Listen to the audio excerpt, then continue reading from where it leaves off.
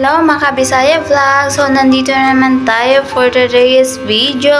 So, ngayon na nga at nagki-crave tayo ng kwek-kwek. So, ang gagawin natin ay gagawa tayo ng kwek-kwek. Malamang kwek-kwek, ano pa ba? Di ba narinig nyo na? Charot. So, ayun na nga, naglalagad na ako nga ng itlog. Kasi, kailangan naman talagang lagain yan. Alangan namang hindi lalagain yan.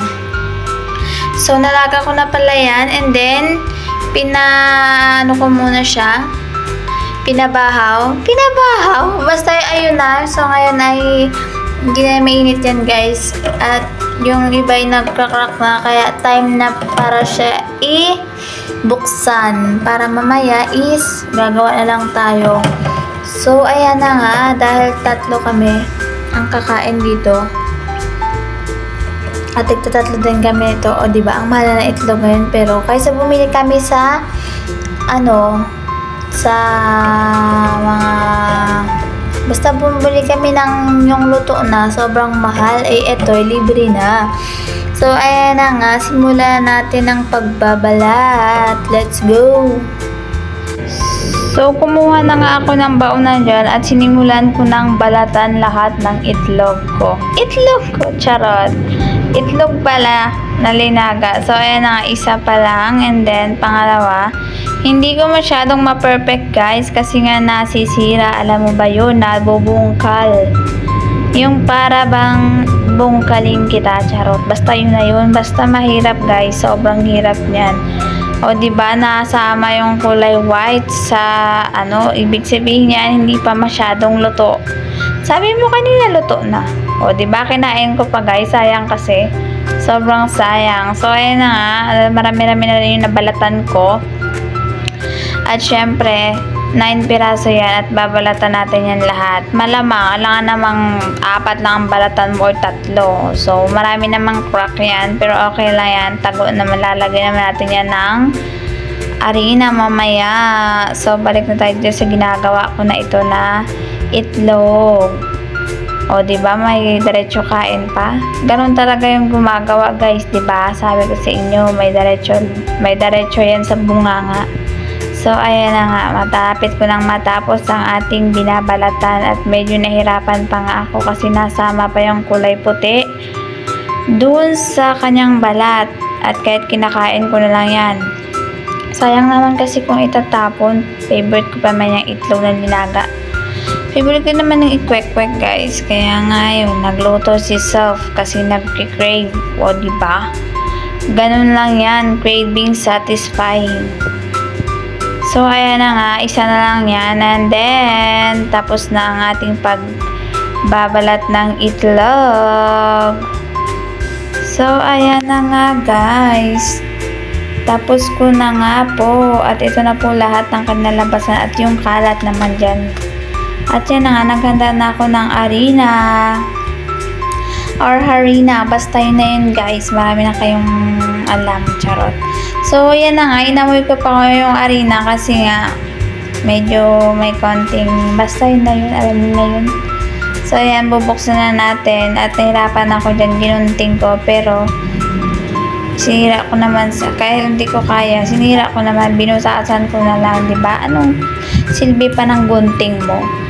Charot. So, balik na nga tayo. At yan, hindi ko siya, inamoy ko pa talaga, guys. Nilagay ko na po yan, yung kalahati niyan, kasi kala ko sobrang marami na. Pero marami naman talaga. At syempre, nandali ang kwek-kwek lang yan, guys, pang ano lang yan, anong tawag dito? Pang mura lang. Pang mura? Meron bang ganun? Basta mag-crave lang si Self ng ganun. So, ayan na nga, naglagay na ako ng cheese powder para madali. And then, ginupit ko muna pala kasi hindi kaya ng aking ngipin. Sobrang tigas ng balat ng plastic. Ginupit ko na lang. And doble siya, guys, So, gupitin ko ulit. Inubos ko na pala yan, guys. Unti-unting ubusin at nilagyan ko po ng tubig. Para naman magkulay siya, diba? Hindi ko na kailangan ng food color. Which is okay na. Try nyo, guys. Malinam na, masarap. tama lang yung kanyang timpla, kahit hindi mo lagyan ng asin, itlog lang, tsaka cheese, at tsaka tubig. Okay na yun guys, promise. Sinasabi ko sa'yo, subukan nyo na yung ginagawa ko. So, ayan na nga. Tinunaw ko lang yung cheese natin. And then, nakulangan pa ako kaya nilagay natin. Tansya-tansya lang yung paglalagay niyan guys. Wala akong sukatan yan. Pero okay lang yan. Sariling gawa naman, sariling kain naman. Sinilagyan ko pa yung harina. Malay mo magkulay lalo. Pero parang totoong kwek-kwek talaga siya guys. Diba ang yung iba food color yung gamit. Yung akin naman cheese powder. Parang naman kaiba. So yan na nga. Parang semento lang na hinahalo-halo. Tansya-tansyahin nyo lang guys. Semento. Tansya-tansyahin nyo lang para malaman kung malapot or hindi. Kasi nagkakamali tayo dyan minsan sa paggawa ng kwek-kwek. Kapag malapot at so ayan, kulang pa nga at yung cheese naman sa nabuo. So ayan na nga yan. Parang semento ka lang naghahalo-halo. Semento? Basta yun na yun guys. Alam nyo na yun. Manood na lang kayo, okay? Sige, panoorin nyo ako hanggang dulo. So ayan na nga, malapit na nating matapos ang ating ginagawa. At yan, hinahalo-halo ko na. Sarap sanang kamayin pero wag na. Ginamitan ko lang ng kutsara. So, ayan. Dahil nakulangan pa ako sa medyo oranges, nilagyan ko pa ng inubos ko na yan pala guys. Yung cheese natin. Malapit-lapit na rin. Tingnan nyo lang. Panoorin nyo na lang guys. Titingnan nyo. Pwede nyo namang gayahin. Kung gusto nyo, kayo bahala. Free naman yan eh. Basta taong gawa lang yan. Taong gawa. Basta yun na yun, diba guys? Sinasabi ko sa inyo. Try nyo na to. Sobrang sarap. Libre na yan sa yung ginagawa sa benta. Libre na. May itlog na kayo. May cheese lang kayo. At saka may harina. Okay na yun guys. At saka may mantika. Solve na yun. At saka may masarap na suka. O diba? Ganun yun. So, para maging malinamnam at medyo maano yung nilagyan ko pa ng isang itlog yung ating para medyo malaki siya at yun na nga, nag-extra pa yung langaw. Buti nga isang piraso lang na langaw yan. Ngayon na yung nagkalangaw guys. Gawa ng ewan ko. Ngayon lang yan may langaw. So, balik na tayo dito. Nahalo ko na pala yan. At siyempre, sobrang init guys. Sobrang init. Grabe ng panahon. Sobrang init ba? So, ayan na nga. Yan yung aking brother. And, siyempre, tumitingin siya kung paano daw gawin yan. Sabi ko, simple lang. Lalagyan natin ng itlog para medyo hindi ko pala inubos yung itlog dyan guys. Kasi sobrang dami na rin. At medyo malapot-lapot na rin yung ating ginagawa. At yan na nga. Dahil malapit nang matapos ay hinalo-halo ko lang ng ganun. Pinaikot-ikot lang. Pinaikot-ikot. Basta yun na yun, diba guys?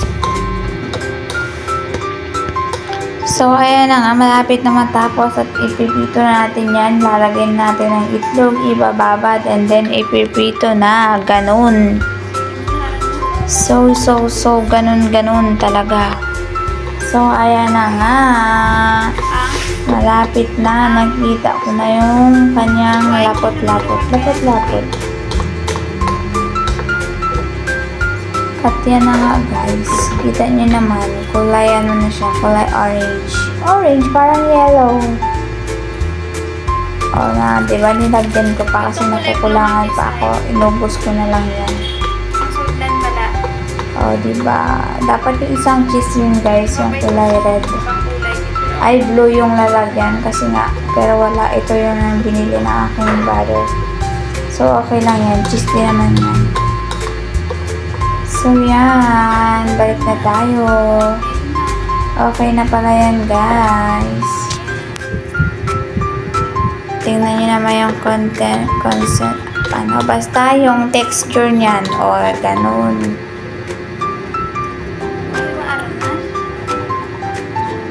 Yan guys, ay hula-hula ko lang yan. Hula-hulang luto lang yan guys Pero masarap, sobra. Try nyo na. So, ayan. Yung itlog ay parang kung lalagay ko wag na lang pala kasi okay na pala yung lapot. So, pinatingin ko muna kay kuya kung sabi niya ay oo daw, pwede na daw yan. At tinikman ko pala kung tama lang yung lasa, and then tama lang yung pait. Tama lang din yung kanyang lasa. So, nagpakit pa nga kanina dyan. And then, yan. Yung natira pala guys is tinapon ko na. Kasi sayang naman kung saan ipaglalagyan yun. So, balik na tayo. At maya-maya ay magluluto na. So, hinugasan ko na pala dyan yung mga kaninang ginamit sa baka po'y matuyo at ang tagal na matanggal kapag hinugasan. Ganun guys, dapat kayo kapag ay hugasan agad. So, ayan na nga. Yan na yung ating harina na may at yan yung itlog, diba guys? Sabi ko sa inyo maraming sugat. Yung iba lang naman, yung iba, pero parang lahat, diba? Ayan na nga, nagpainitan tayo ng kawali, and then lagay ko na yung itlog sa ating harina na may cheese. So, linagay ko na po yung dalawa para mababad po. At yan na nga guys, nilagay ko na, hindi ko na binidyohan. At dapat pala guys po, madaming mantika kasi yung pala niyan, yung tawag dito guys, kapag kaunti lang yung mantika, nababa yung yung kanyang hindi siya bilog, hindi siya kwek-kwek. Pero kwek-kwek pa rin naman, may harina pa naman eh. Dapat lang maraming mantika, as in lubog na lubog. So, okay lang yan, pangkain lang naman. Kita niyo na ba yun guys? Sobrang sarap. Lalabas na yung itlog. Sobrang sarap niyan guys. At yan na nga, may dalawa pa ako. Marami pa pala. Pero kinasya ko po sila guys lahat dyan sa ating mayuwagang. So, may pinangat pa kaming natira or paksiw, diba? Paksiw. Pang ulam pa pang gabi. Lagyan pala namin ng balatong kagabi. Yeah, sobrang sarap din. So, ayan na nga. Inhalo-halo ko na. At ito na guys, ang ating finished product for today's video. Bye-bye!